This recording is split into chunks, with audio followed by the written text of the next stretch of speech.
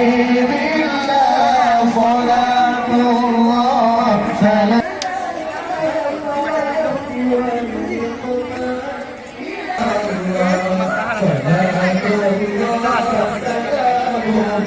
kamera.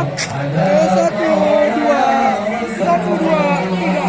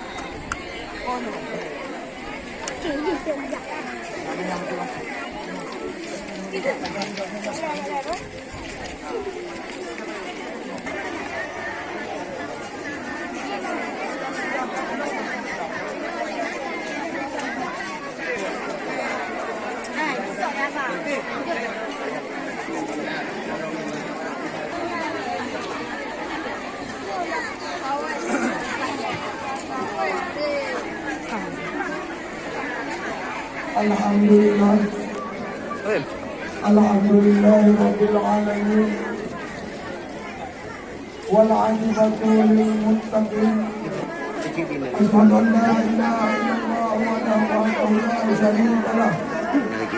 Lahul mulku wa lahul hamdu wa huwa ala kulli syai'in qadir. Wa asyhadu anna Muhammadan abduhu wa rasuluh. La nabiyya ba'dah. اللهم صل وسلم وبارك على سيدنا محمد وعلى آله وأصحابه. Terlaksana sesuai yang dilakukan. Berikut dipanjang selawat dan salam marilah sama-sama kita mohon dengan ada kita panggil kepada Allah Subhanahu Wa Taala. Kita mohon kepada Allah dan kiranya Allah betul-betul menempatkan dalam lubuk junjungan kemuliaan Nabi besar Muhammad sallallahu alaihi wasallam. Karena dengan berkat perjuangan beliau lah beliau selalu berdekat dengan Allah Subhanahu wa taala. Dengan berkat perjuangan beliau lah sehingga rohnya sama-sama dapat tanggalan nah acara-acara lagi beliau walimatul urus nah indah timpo dan sebagainya.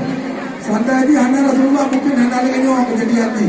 Syukur alhamdulillah sama-sama menyampaikan kejutan kepada Rasulullah sallallahu alaihi wasallam atas nama segala seluruh dan juga keluarga beliau sahabat Rasulullah. Dan dalam kampung semoga betul-betul mudah-mudahan Allah Subhanahu wa taala.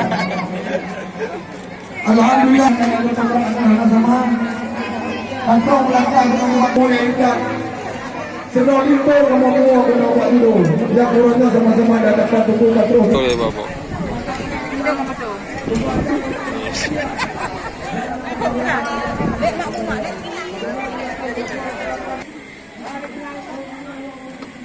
Nyaho ni kamera ya. Ni kamera bisa mampeng di kemauan. Kira. Nah.